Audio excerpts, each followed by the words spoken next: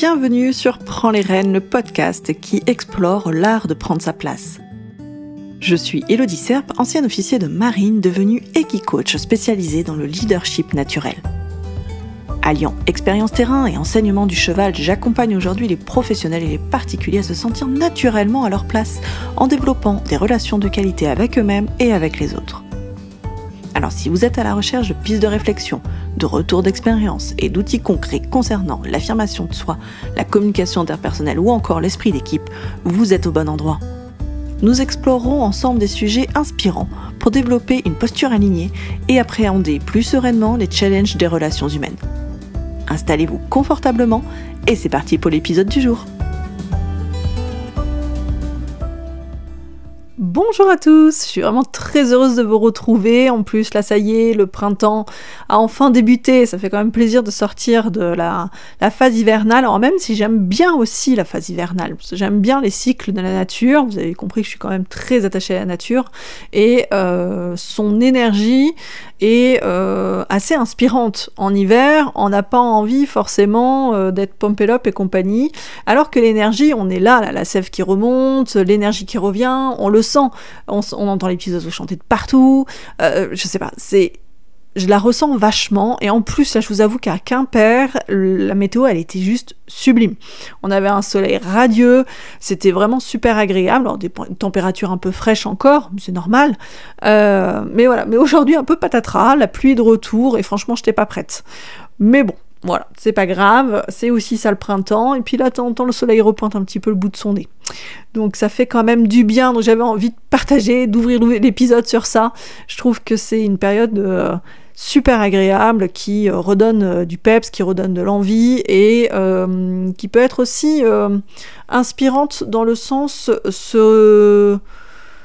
pas se reconnecter au cycle de la nature, même si je le prône et je suis persuadée que ça a une influence sur nous. Mais ça peut venir aussi expliquer par certains moments qu'on ait moins d'énergie et à d'autres moments qu'on ait plus d'énergie. Ça permet de mieux se comprendre aussi. Voilà. En fait, c'était pas du tout le thème de l'épisode, mais c'était, voilà, j'avais envie d'ouvrir avec l'arrivée du printemps. On doit sentir aussi peut-être à ma voix que, voilà, le peps est là. Je pense que si vous écoutez des épisodes d'il y a 2 mois, eh ben, on n'a peut-être pas le même peps. Alors, peut-être que oui, hein, mais en tout cas, à l'intérieur, mon énergie n'était pas la même. Je le sens très bien, et pourquoi je vous en parle, c'est aussi pour peut-être vous aider, vous, à capter avec quelle énergie vous êtes. Voilà, je me lève le matin, quelle énergie j'ai. Là, je pars sur telle réunion, avec quelle énergie j'y vais. Pourquoi ? Parce que tout ça, ça a un impact aussi sur ce qu'on va dire, comment on va le dire, comment on peut être perçu par les autres, etc., etc. Voilà. Est-ce que je change de sujet d'épisode ou pas du tout finalement ? Parce que quand même le titre a quand même en lien avec l'authenticité, donc on va quand même en parler. Je voulais préciser en début d'épisode pour ceux que ça intéresse, j'ai une promotion spéciale justement pour fêter l'arrivée du printemps sur l'offre bilan de positionnement. Je vous embête pas avec ça maintenant pour ceux qui sont pas intéressés, je vous en reparle en fin d'épisode, d'accord ? Là, j'avais quand même très envie d'explorer avec vous un comportement bien particulier, hein, c'est dans le titre, c'est le fait d'être authentique. Donc je sais très bien qu'il y en a qui peuvent déjà grincer des dents. Bon, peut-être que ceux-là n'écoutent même pas l'épisode en fait. Et d'autres peut-être se disent, tiens, mais j'ai l'impression qu'elle a déjà parlé de ce sujet-là, ou que c'est un sujet qu'on voit beaucoup, pourquoi on parle encore de ça ? Alors, déjà oui, je l'ai déjà évoqué, hein, ce sujet, dans différents épisodes de podcast, parce que c'est en fait un sujet passionnant, c'est un sujet finalement inépuisable, tellement il y a de choses à dire. Vous allez voir encore aujourd'hui, j'ai pas mal de choses à vous partager. Et en fait aussi parce que c'est un sujet clé, hein, de sa posture, de son leadership. Et je voulais aussi en parler là sur celui-là d'épisode, parce que c'est un sujet en fait qui est beaucoup revenu à moi ces 2 dernières semaines. Au fil des rencontres, des discussions professionnelles ou personnelles, ou même en séance de coaching, c'est quelque chose qui est revenu quasiment quotidiennement. Donc c'est vraiment une notion qui est, en tout cas, pour certains, très présente dans leur esprit, dans leur questionnement, dans leur positionnement. Et ce que j'ai pu ressortir là des échanges hyper riches que j'ai eus, c'est qu'effectivement il y a différentes façons de l'appréhender, de la vivre, cette façon d'être authentique, cette authenticité. Et en fait j'en ai relevé 3 principales. Il y en a qui me parlent de besoin d'authenticité, d'autres qui vont parler de peur de l'authenticité, et d'autres qui vont me parler d'injonction à l'authenticité. Et j'ai trouvé ça super intéressant avec ces échanges-là, parce que voilà, j'ai réussi à sortir ces trois façons de vivre l'authenticité, et j'ai trouvé ça super enrichissant, et j'avais vraiment envie de partager avec vous voilà, les réflexions que ça m'a poussé à faire, et le travail finalement que ça demande à chacun de nous. Ça aussi, cet épisode-là fait écho à l'épisode précédent où je parle d'impulsivité, vous allez voir, ça va revenir un petit peu là, de réactivité non maîtrisée. Voilà, donc si le sujet vous intéresse, sur le côté réagir plutôt qu'agir, je vous propose d'aller écouter du coup l'épisode précédent. Et là, on va vraiment se concentrer sur ces 3 perceptions, ces 3 façons de vivre le fait d'être authentique. Est-ce que vous êtes prêts? Eh bien écoutez, c'est parti. Donc d'abord, l'authenticité, on va juste revenir quand même un petit peu là-dessus pour qu'on puisse un peu se mettre d'accord de savoir de quoi on parle. Déjà, est-ce que c'est une évidence ou pas? Est-ce qu'on doit vraiment être authentique? Finalement, qu'est-ce que c'est? Est-ce que c'est naturel? À quoi ça sert? Est-ce utile? Est-ce dangereux? C'est des questions qui sont légitimes à se poser. Certains se les posent pas, certains se les sont posées, ils ont aujourd'hui la réponse. C'est intéressant de faire un petit peu le tour de ça, parce que les questions qu'on se pose font aussi écho à notre perception donc de l'authenticité. Si on prend une définition assez rapide de ce que c'est être authentique, c'est le fait d'être soi-même, le fait d'être vrai. Je vais vous prendre le parallèle avec l'œuvre d'art, une peinture par exemple. Quand elle est authentique, on dit que c'est une œuvre vraie, une œuvre originale, non copiée, non falsifiée. Donc quand on refait le parallèle avec l'être humain, être authentique, c'est être simplement, et je mets simplement entre guillemets, puisque peut-être que ce sera pas si simple que ça, c'est être simplement, entre guillemets, soi, c'est s'exprimer et agir en fonction de qui on est vraiment. C'est-à-dire en fonction de notre monde intérieur, de ce que l'on pense, de ce qu'on ressent réellement. Et ici, c'est prendre en compte notre carte du monde, nos valeurs, nos besoins, nos croyances, etc. Donc rien qu'avec cette définition, on peut se rendre compte que ça coule pas forcément de source. Ou plutôt que ça devrait, couler de source. Sur le papier, quand on reprend la définition, ça semble évident. Finalement, est-ce qu'on passe pas notre temps à nous exprimer et à agir en fonction de ce que nous sommes? Simplement de ce que nous sommes.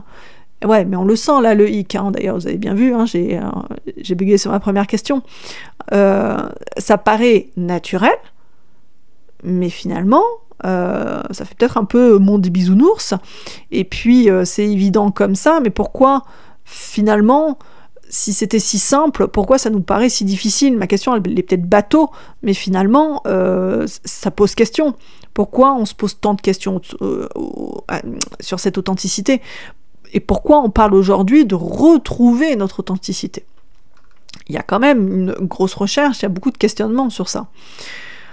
Donc pourquoi ça paraît si difficile de tout simplement être authentique?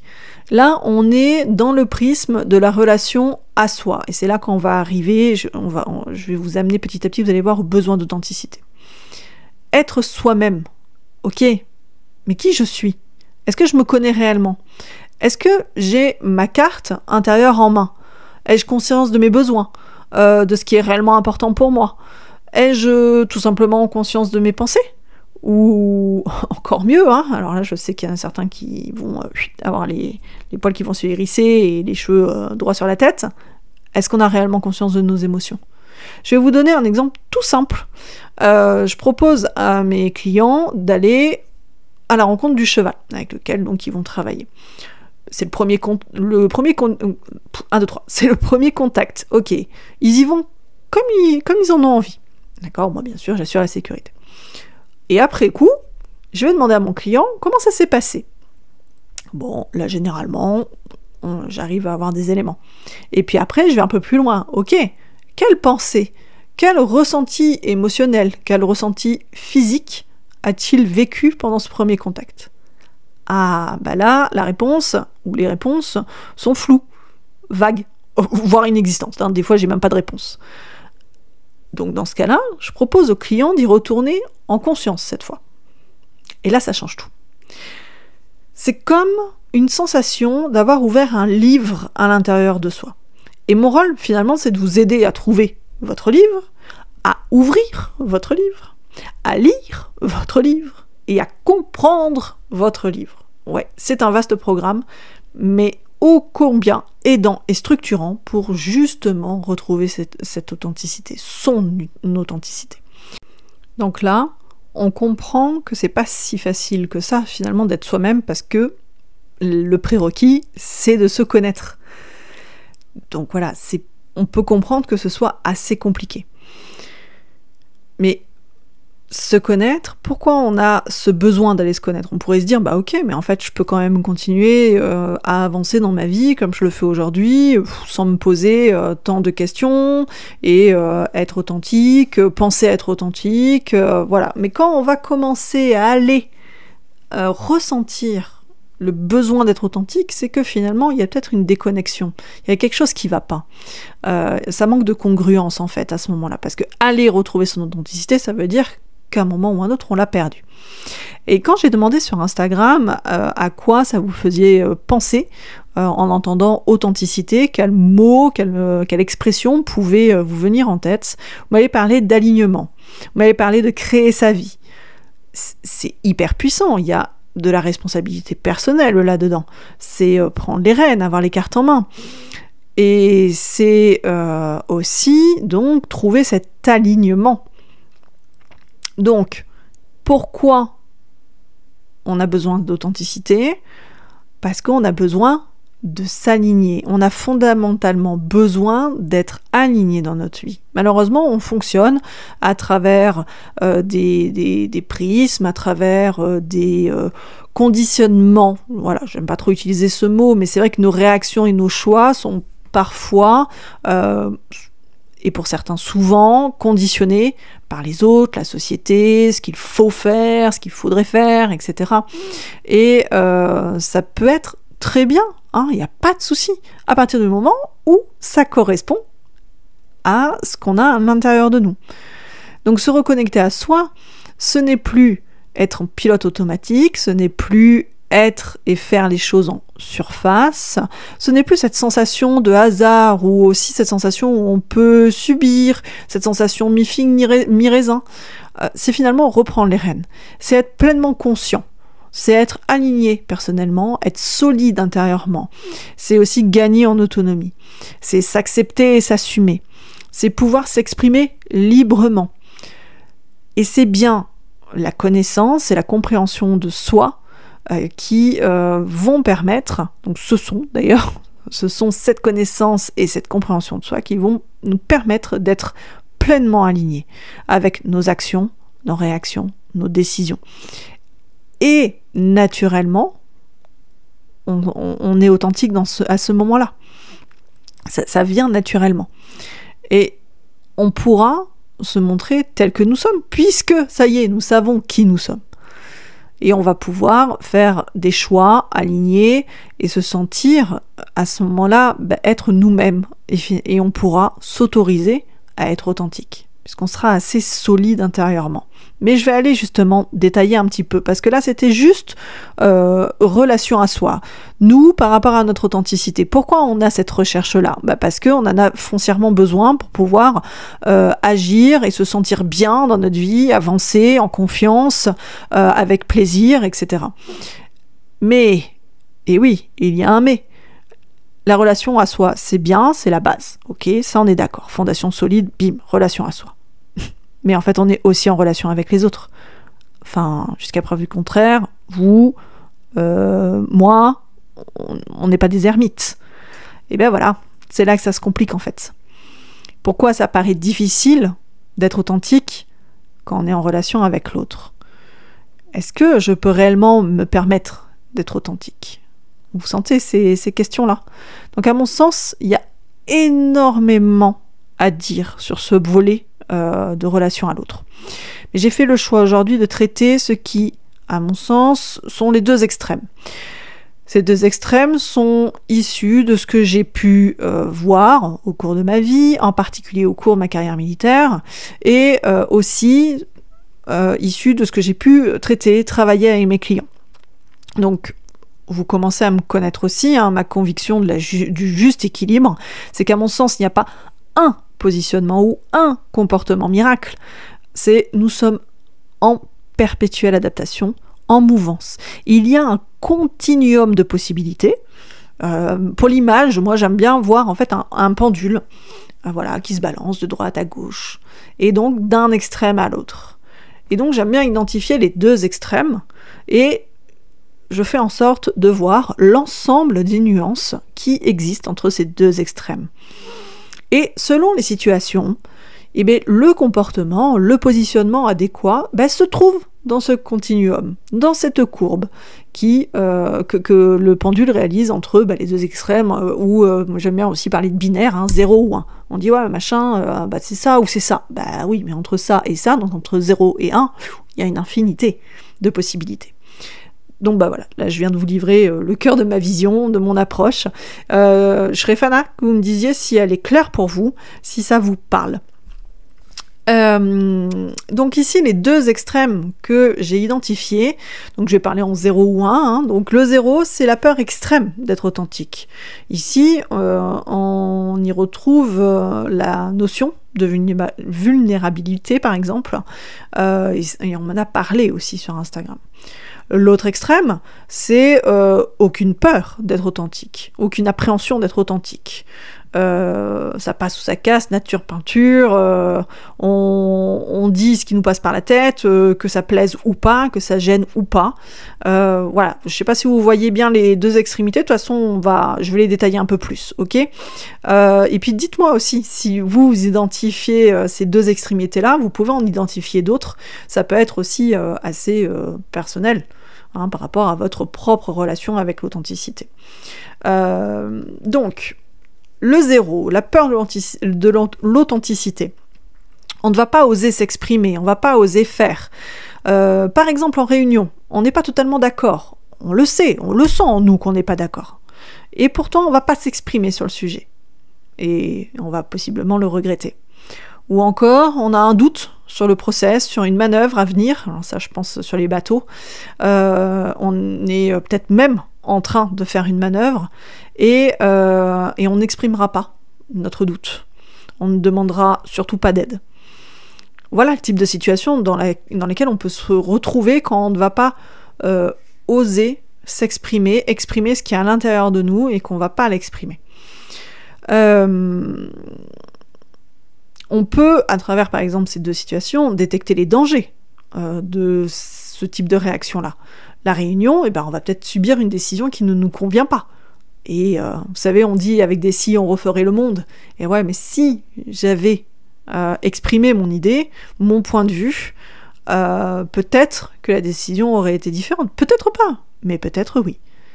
La manœuvre, quand on n'émet pas un doute, ça peut être mise en danger d'autrui. Et d'ailleurs, c'est ce qu'on cherche. Hein. Je sais que quand j'étais officier, je cherchais à ce que mes coéquipiers, mon équipe, me challenge, me fassent remonter leurs doutes, etc. On avait besoin de ça. Et encore aujourd'hui, quand je travaille avec des équipes, je sollicite ça. C'est le principe de l'intelligence collective aussi. Hein. Et voilà, on voit que dans ces situations-là, finalement, ne pas s'exprimer, ne pas faire, avoir peur d'être authentique, hein, on est bien dans une peur. Donc en fait, on s'est protégé, on ne s'est pas mis en danger. Hein. L'émotion de la peur, hein, le message, c'est qu'il y a un danger. Et finalement, qu'est-ce que je veux protéger? C'est quoi mon besoin là? Donc c'est de me protéger, mais me protéger de quoi? Et là, c'est à vous de trouver, parce que ça dépend de chaque personne, selon justement sa carte intérieure. Et là, on revient de se connaître, se comprendre. Ça peut venir de son éducation, de son expérience, de ses valeurs, etc. On peut ici retrouver le besoin d'être accepté, validé, aimé, et ça à tout prix, et donc pas forcément pour ce que nous sommes réellement. c'est être absolument aimé de tous en fait. On peut aussi retrouver le besoin de se protéger, de ne pas être blessé, attaqué, de ne pas vouloir être manipulé. D'un côté, qui a envie d'être manipulé, on est d'accord. Mais voilà, il y a une peur de l'autre et on a besoin de s'en protéger. Donc, comment on fait? On va pas montrer réellement qui je suis, je vais pas montrer de ce que aujourd'hui j'identifie comme des failles, des faiblesses, parce que l'autre, il va fausser dedans, etc. Donc là, par exemple, on pourrait travailler la sécurité intérieure pour pouvoir avancer malgré les risques que chacun peut identifier sur le fait d'être authentique. Donc je vais pas aller plus loin dans cet épisode, où j'ai du mal à parler là, je vais articuler un peu mieux, excusez-moi, voilà. Donc je vais pas aller plus loin dans cet épisode, parce que ça mériterait vraiment un épisode entier. Peut-être le prochain, pourquoi pas, je verrai, mais en tout cas je me le note. Mais on voit bien que parler d'authenticité à tout va, en mode psychologie de comptoir, ça suffit pas, c'est plus profond que ça en fait. Explorons un petit peu l'autre cas extrême, on est dans l'authenticité brute de pomme, hein. On était dans le 0, maintenant on est dans le 1, on voit ici une forte affirmation de soi, on exprime tout, sans filtre, je prends ma place coûte que coûte, l'autre, c'est comme si l'autre s'en fichait en fait, on est dans une sincérité brute. Moi là je me demande où est le respect de l'autre. Et attention, je ne juge personne, j'ai moi-même été dans ces deux extrémités-là, selon les situations, selon l'âge que j'avais, selon... Voilà. Et encore aujourd'hui, je peux très bien me retrouver dans l'une de ces deux extrémités. Il n'y a aucun jugement, au contraire, c'est encore une fois pousser la compréhension. Voilà, je ferme la parenthèse, je reviens sur cette sincérité brute, donc sur l'extrémité... Le 1, hein, du 0 ou 1, donc une sincérité brute, sans nuance, et ça peut être aussi une sincérité destructrice. Dire tout ce qu'on pense sans se soucier des autres, ça peut être perçu comme de l'agressivité, et ça m'est déjà arrivé. Finalement, c'est plus être dans l'authenticité, c'est être dans l'impulsivité. Vous voyez, il y a plus cette notion d'équilibre, puisque de toute façon on est sur un des extrêmes. J'ai envie de dire, chacun sa carte du monde, et notre posture, elle impacte considérablement la relation, l'autre, la relation, je l'ai dit, mais la situation. Être authentique, être cache-pistache au détriment de l'autre, ça non, c'est pas équilibré. Être authentique, oui, mais pas au détriment de la relation. Une relation, à quel moment on va pouvoir construire une relation saine et constructive? Voilà, là on peut aussi se poser la question. Être authentique, oui, mais pas au détriment du travail d'équipe, pas au détriment de l'intelligence collective. Finalement, pour moi, la valeur clé, la notion clé ici, c'est le respect. Voilà, je pense que c'est important de le réinsérer là-dedans. Donc, si on est dans cet extrême-là, on recherche quoi finalement? À quel besoin on répond? Alors peut-être ça peut être un besoin extrême de liberté, dû aussi à une expérience passée douloureuse. Il y a encore moult pistes à explorer, et c'est des choses qui se font de façon individuelle.